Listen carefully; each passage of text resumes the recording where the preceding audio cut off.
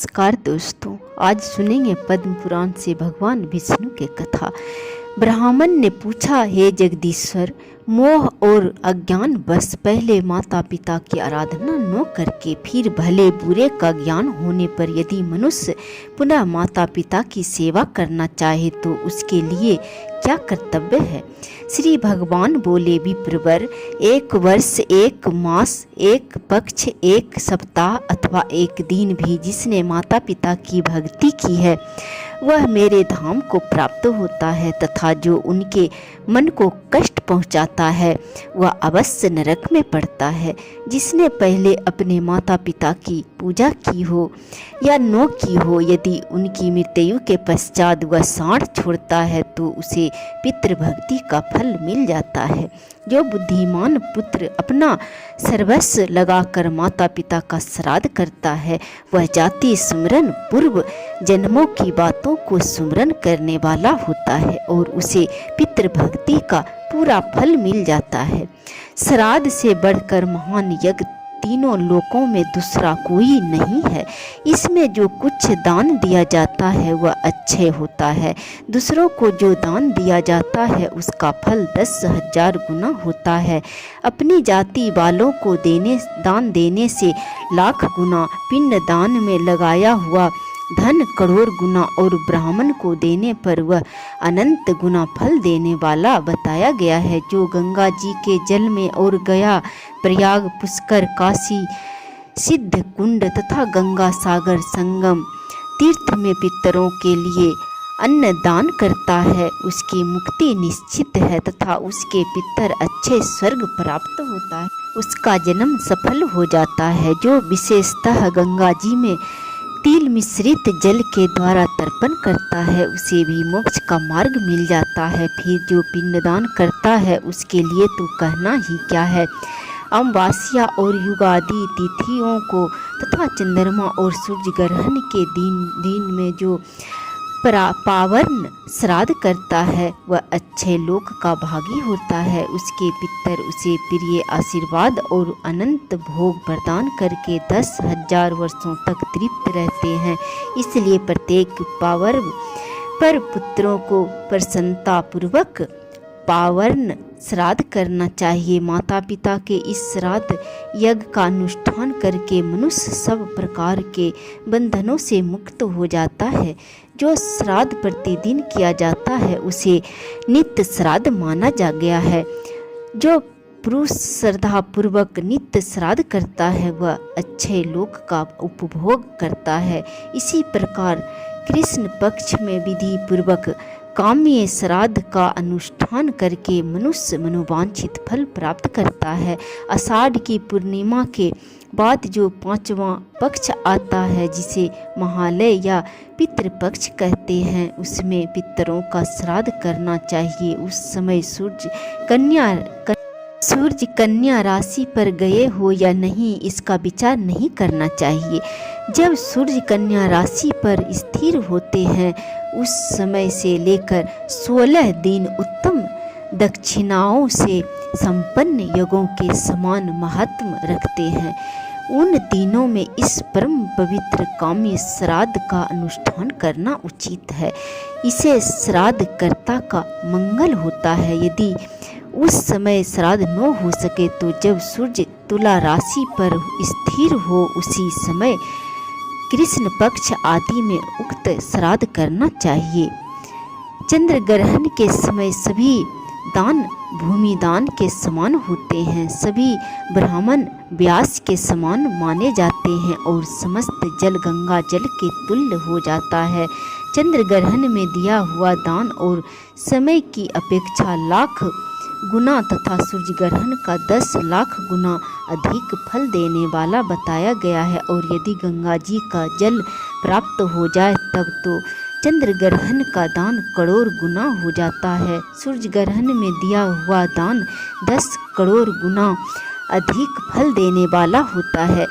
विधि पूर्वक 1 लाख गोदान करने से जो फल प्राप्त होता है वही चंद्र ग्रहण के समय गंगा जी में स्नान करने से मिल जाता है। जो चंद्रमा और सूर्य के गरहन में गंगा जी में डुबकी लगाता है उसे संपूर्ण तीर्थों में स्नान करने का फल प्राप्त हो जाता है। यदि रविवार को सूर्य ग्रहण है और सोमवार को चंद्र ग्रहण हो तो वह चूड़ामणि नामक योग कहलाता है। उसमें स्नान और दान का अनंत फल माना गया है। उस समय पुण्य तीर्थों में पहले उपवास करके जो पुरुष पिंडदान करता है, तर्पण करता है तथा धन दान करता है वह सत्य लोक में प्रतिष्ठित होता है। ब्राह्मण ने पूछा, देव आपने पिता के लिए किए जाने वाले श्राद्ध नामक महायज्ञ का वर्णन किया। अब यह बताइए कि पुत्र को पिता के जीते जी क्या करना चाहिए और कौन सा कर्म करके बुद्धिमान पुत्र को जन्म जन्मांतरों में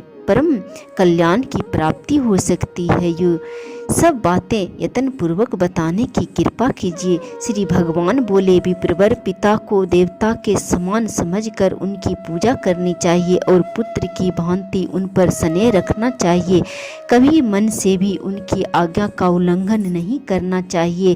जो पुत्र रोगी पिता की भली भांति परिचर्या करता है उसे अच्छे स्वर्ग की प्राप्ति होती है और वह सदा देवताओं द्वारा पूजित होता है। पिता जब मरणासन होकर मृत्यु के लक्षण देख रहे हो उस समय भी उनका पूजन करके पुत्र देवताओं के समान हो जाता है। पिता की सद्गति के निमित्त विधि पूर्वक उपवास करने से जो लाभ होता है वह उसका वर्णन करता हूँ, सुनो। 1000 अश्वमेघ और 100 राजसूय यज्ञ करने से जो पुण्य होता है वही पुण्य पिता के निमित्त उपवास करने से प्राप्त होता है। वही उपवास यदि तीर्थ में किया जाए तो उन दोनों यज्ञों से करोड़ गुना अधिक फल मिलता है। जिस श्रेष्ठ पुरुष के प्राण गंगा जी के जल में छूटते हैं वह पुनः माता के दूध का पान नहीं करता, वह परम मुक्त हो जाता है। जो अपने